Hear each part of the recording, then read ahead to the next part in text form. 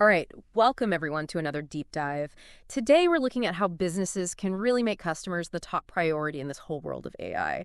And we're using this great book as our guide. It's called RUCX, The Year of AI and Customer Centricity.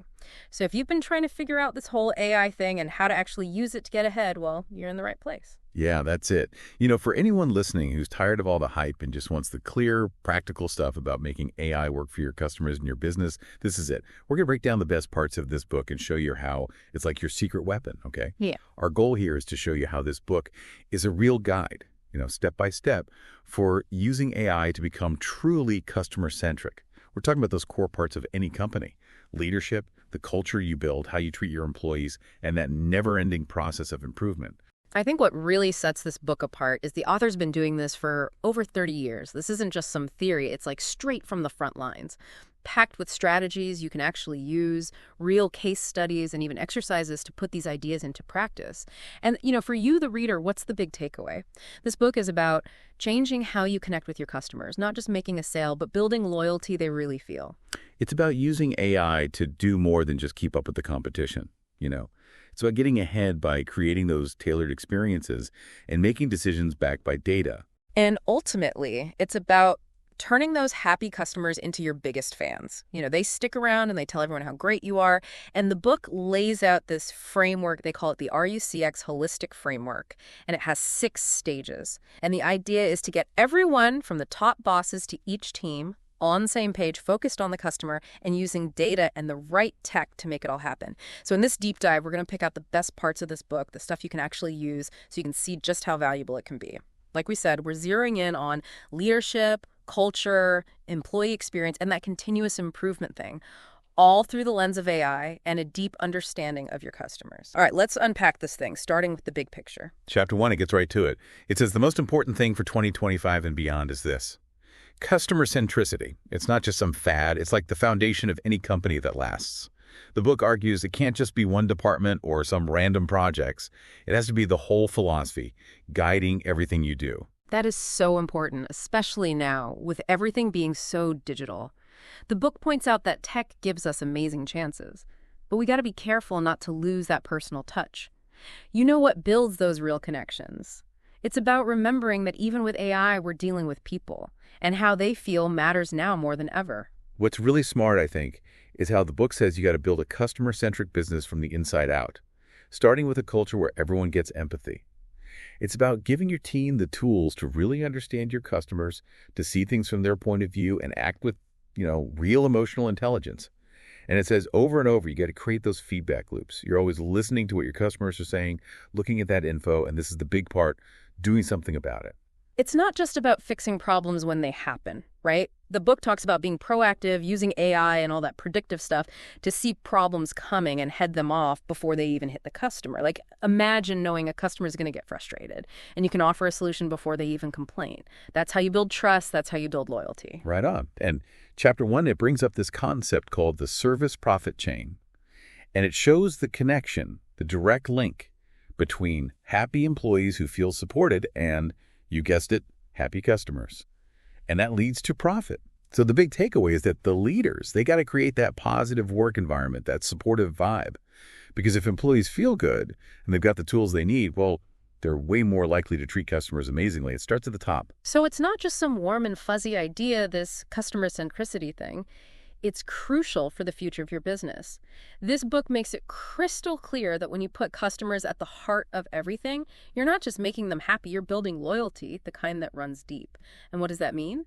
They spend more, they tell their friends, and your brand gets stronger. And this is where AI can be so powerful. The book doesn't sugarcoat it, though. AI by itself, it's not some magic solution. It's got to be paired with really understanding your customers, genuine empathy, and a clear vision of what you want to achieve. The companies that will really win are the ones that can mix the power and efficiency of AI with a human touch in every interaction. Okay, so we've talked about why putting the customer first is so important. Now, Chapter 2 gets real about the challenges that businesses face when they try to do this, especially when they bring AI into the mix. That's right. The book gets it. It acknowledges all the potential AI has to change customer experience, but it also says, hey, let's be realistic. AI can't replace the human connection. Yeah.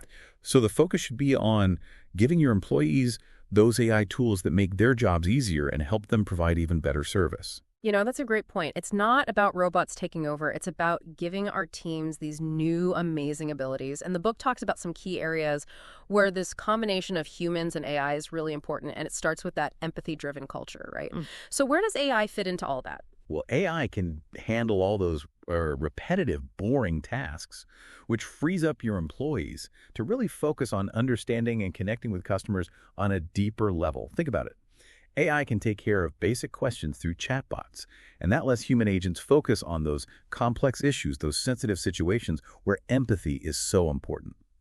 And just as important is using customer data ethically. The book is really clear about that. It says transparency and building trust are the most important things, especially when AI is involved in collecting and using personal info. You got to be upfront with customers about how their data is making their experience better.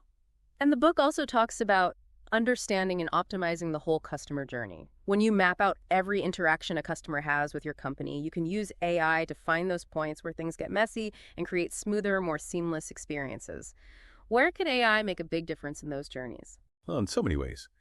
AI can personalize every interaction. It can predict where problems might pop up, and even offer solutions before the customer even knows there's an issue. Like, let's say AI sees a customer struggling with something online. It can send a message offering help or connect them to a human agent who already knows what's going on. And let's not forget about the employees themselves. Giving them the right AI tools and the info they need, that's crucial for them to provide those standout customer experiences. The book really hammers home the need for a big picture framework. Leadership, culture, data, and technology, all working together to make customer centricity driven by AI really happen. And it talks about the hurdles, the common roadblocks when it comes to adopting AI. Stuff like employees resisting change, old systems that don't play nice with new AI, worries about proving that AI is worth the investment, and those big issues of customer trust and data privacy. The book reminds us that getting AI right in CX is all about people, addressing those human-centric challenges in a smart way. Now let's jump to chapter 3. The book really gets into the why behind customer centricity. It's not just a fancy term. It's about building relationships, not just closing deals, and why customer experience is so much more than just those individual transactions. That's it, exactly. The book says customer centricity is about weaving this mindset, this customer-first way of thinking, into every single part of your business. It's about tearing down those walls between departments and getting everyone rowing in the same direction. Yeah. And the goal, making the customer happy and helping them succeed. And it talks about how powerful emotional connections are. When customers feel like they're understood and valued, they get attached, They become loyal, and they start telling everyone how great you are. They become like walking advertisements for your company. And that all goes straight to your bottom line, doesn't it? The book shows some pretty amazing benefits of really embracing CX principles. Things like spending less because your processes are efficient and there are fewer mistakes, and avoiding future costs because your customers are happy and they stick around. And then there's the growth, attracting new customers and getting the ones you have to spend more. Everybody wins. Absolutely. The book says look beyond the sales numbers, look beyond the conversion rates. Focus on building that loyalty, that feeling of trust through doing what you say you'll do and being ethical. And in the end, you create these advocates, people who love your brand and sing your praises. A big part of this is getting to know your customers on a deeper level. The book says invest in research, do surveys, and use AI and all that fancy analytics stuff to understand how they behave, what they prefer, and what gives them headaches. And don't forget about your customer service team. They're the ones dealing with customers directly, hearing what they're saying and experiencing. You can't just guess what customers want. You have to ask them, get feedback from all these different places. The book also talks about the importance of actually doing what you promise, delivering on your word. Trust is so fragile. You got to set clear expectations, own up to mistakes, and be totally transparent. And you know what else is great? Throwing in a little surprise every now and then. Chapter 3 talks about the power of wow moments. Those little unexpected things you do that make the experience memorable and strengthen the bond between your brand and your customers. It's those positive surprises that can really make someone go from just satisfied to truly loyal. On the flip side, the book doesn't shy away from the bad stuff. It clearly says if you ignore that emotional connection, you're playing with fire. You're going to see customers leaving for brands that make them feel valued. You'll miss out on all those people who could be spreading the word about how great you are, and in the end, your reputation will take a hit. Chapter 4 has this great line, stop chasing your competitors, start personalizing instead. It's saying that the real way to get ahead is to know your customers better than anyone, not just try to copy what your rivals are doing. Exactly. The book says personalization is so much more than just using someone's name in an email. It's about creating experiences that feel tailor-made for each person, things that are relevant to what they're trying to achieve. It's like you're reading their minds and anticipating their needs before they even say them out loud.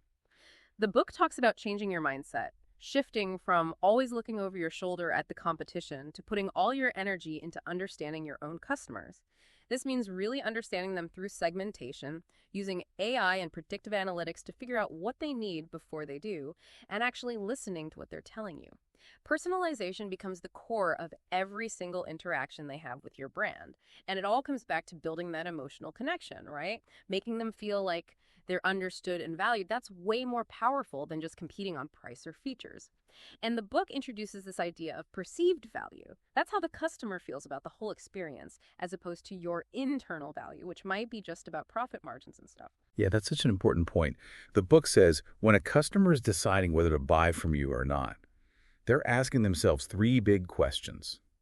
And they're not even always conscious of it. It's like, do I like this company? Do I trust them? Do they even care about me? Will this actually make my life better? And if the answer to all three is a big resounding yes, well, you've pretty much won them over, and they could become a customer for life. On the other hand, the book warns about the dangers of not having the full picture of your customer.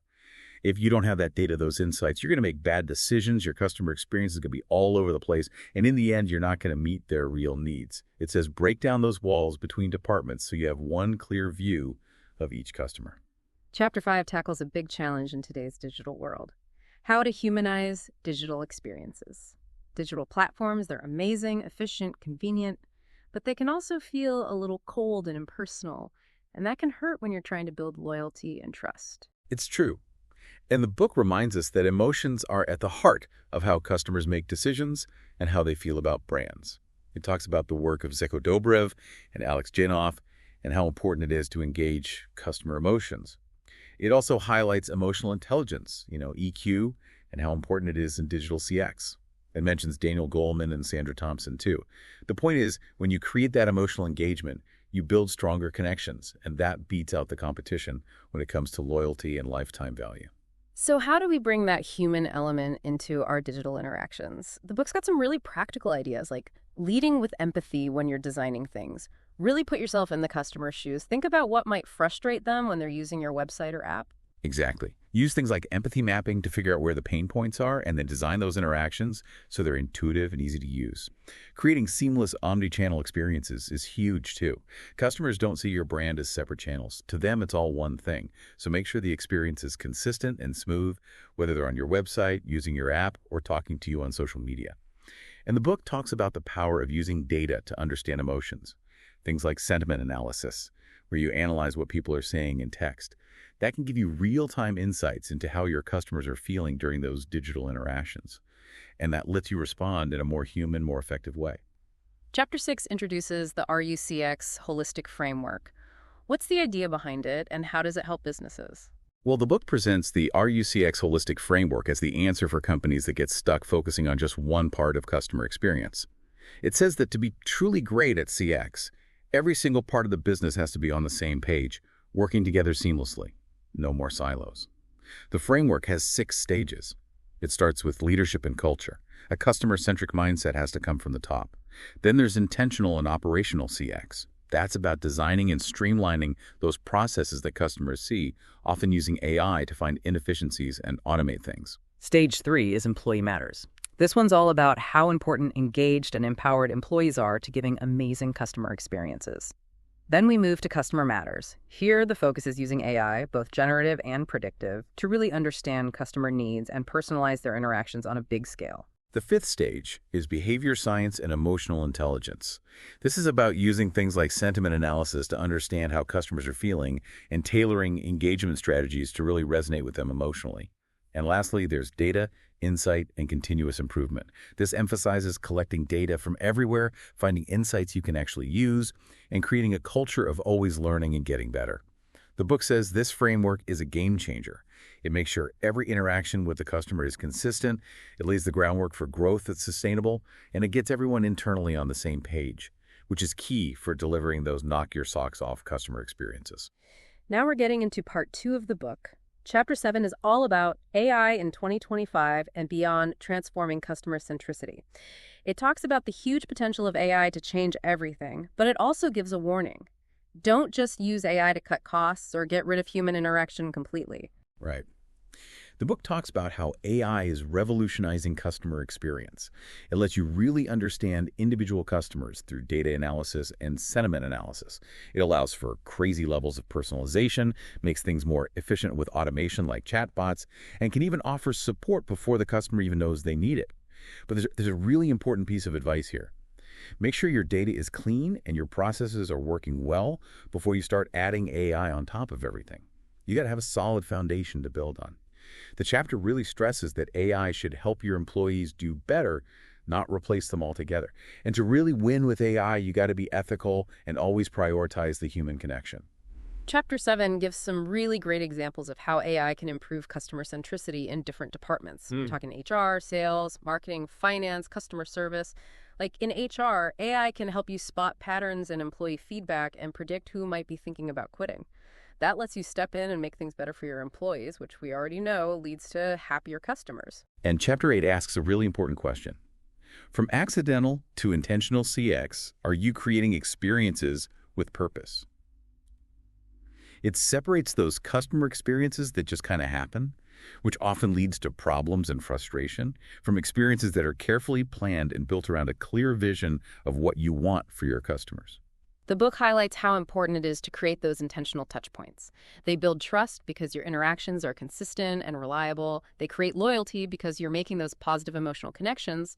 And they help you run things more smoothly so you save money and avoid headaches. It also explains why so many companies end up with accidental CX. Things like teams working in silos, not sharing information about customers, or not using data effectively, or lacking a leader who's really passionate about customer experience. And then there's relying on those outdated systems and processes. But the chapter doesn't just point out the problems. It gives you a roadmap for getting to that intentional CX. First, you define a clear vision for your CX, something that everyone in the company understands and is excited about. Then you map out every step of the customer journey and find those points where things break down or don't make sense. It says every department needs to think about CX. You got to be proactive, thinking ahead and addressing needs before they become problems, and continuous improvement. That has to be part of your company culture. Chapter 9 dives into the role of leadership. Leadership and culture, the foundation of CX transformation. It says that to really be customer-centric, it has to start at the top. Leaders have to set the tone and make customer-first thinking part of the company's DNA. The book highlights how important emotional intelligence is for leaders. Things like self-awareness and empathy help them understand and respond to the needs of their employees and their customers. And it says, if you want those customer experience initiatives to really work, you need leaders at every level to be on board and actively involved. Leaders can't just talk about customer centricity, they have to live it. The book talks about aligning the vision of the company with a customer-centric culture, making customer experience a core value that influences everything, from hiring new employees to training and development. It also talks about giving employees the power to think like customers and giving them what they need to solve problems when they come up.